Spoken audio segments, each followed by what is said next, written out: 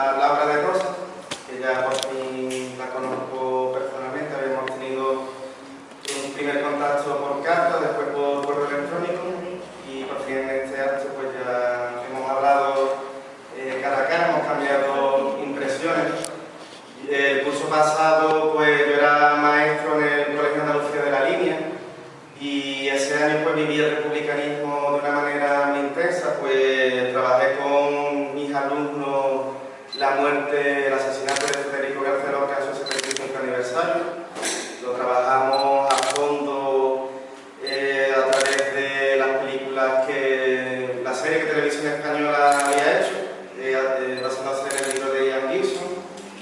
Y también pues monté una obra de teatro con mi alumnado, donde cogimos textos de la obra inédita de Juventud de Lorca, y a través de esos textos pues elaboramos un guión de teatro que fue representado, y la verdad que fue un acto muy bonito, donde se podía sentir el espíritu de Lorca allí, ¿no? en el escenario, entre los niños, donde se fluía bastante la energía. Fue muy emotivo. Al final del acto el colegio me regaló un libro sobre Lorca de Ian Gibson, y yo el republicanismo pues lo he trabajado siempre con mis alumnos desde que entré en el Colegio Andalucía. Ahí estuve 5 años, y bueno, pues desde el Ateneo Republicano del Campo de Gibraltar, Juan Antonio Núñez, que fue su presidente con anterioridad a Paco Estero, me presentó a José Luis Samito, que es un republicano masón de la Línea,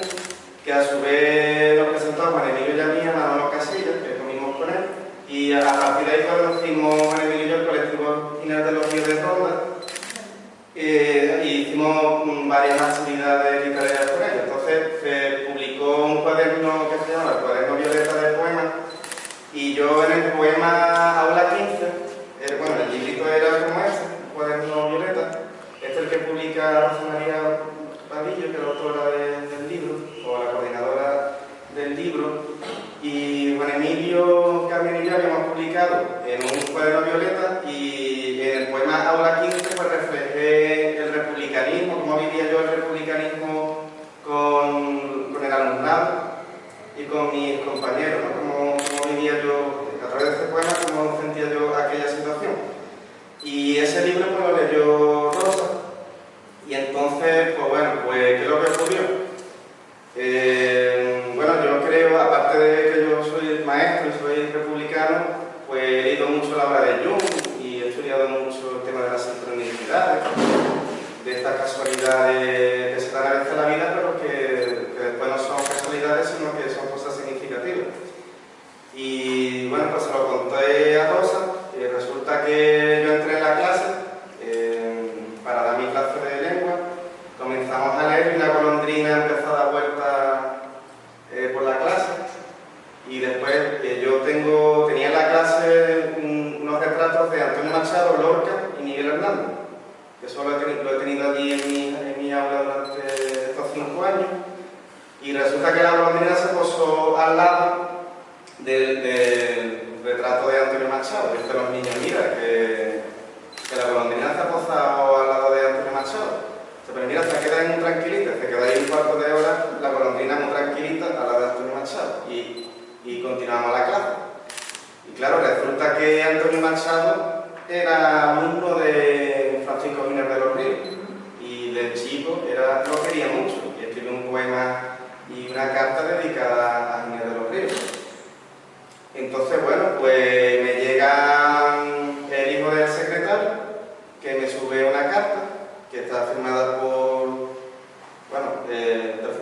Rosa, una carta de su puño y letra, que ya se escriben pocas cartas así, que me dice que había leído mi poema en el Cuaderno Violeta, del colectivo Giner de los Ríos, que ya también trabajaba con el colectivo Giner de los Ríos, y que me mandaba su libro junto con un cuadernillo didáctico del colectivo Giner de los Ríos. Bueno, pues entonces ahí hay muchas relaciones, ¿no?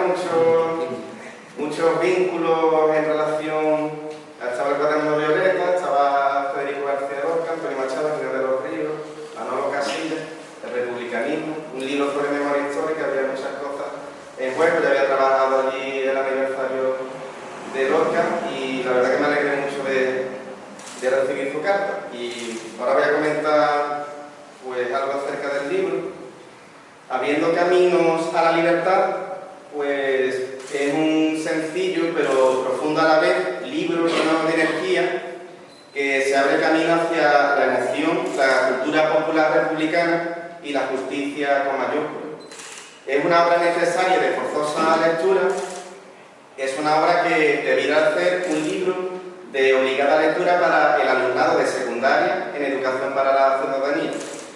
Es una obra histórica de alto valor pedagógico y junguiano sobre la represión franquista y sobre el inconsciente colectivo de nuestro pueblo.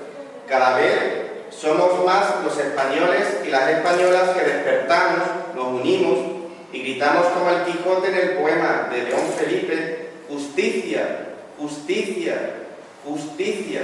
La obra narra las injusticias y los crímenes cometidos por los golpistas dirigidos por Franco y apoyados por Hitler y Mussolini hacia el pueblo español, en concreto hacia los pueblos y ciudades de Málaga y sus sierras.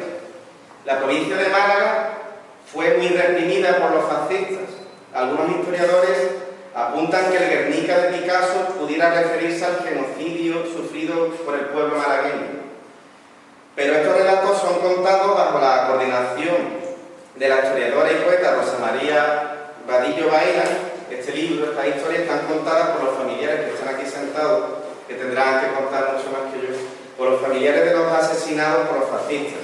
Así pues se narran crímenes contra los guardias de asalto de la República, es decir, la policía que creó la República, contra sus maestros y concejales, es decir, que te mataban por ser funcionario del gobierno legítimo y constitucional de la Segunda República Española. El maestro don José Villegas fue asesinado por enseñar a leer y escribir de forma gratuita a los niños y niñas de su pueblo. Antonio García Morrón era herrero, fue asesinado porque reunía a la gente del pueblo para leerles el Quijote y las grandes obras de la literatura.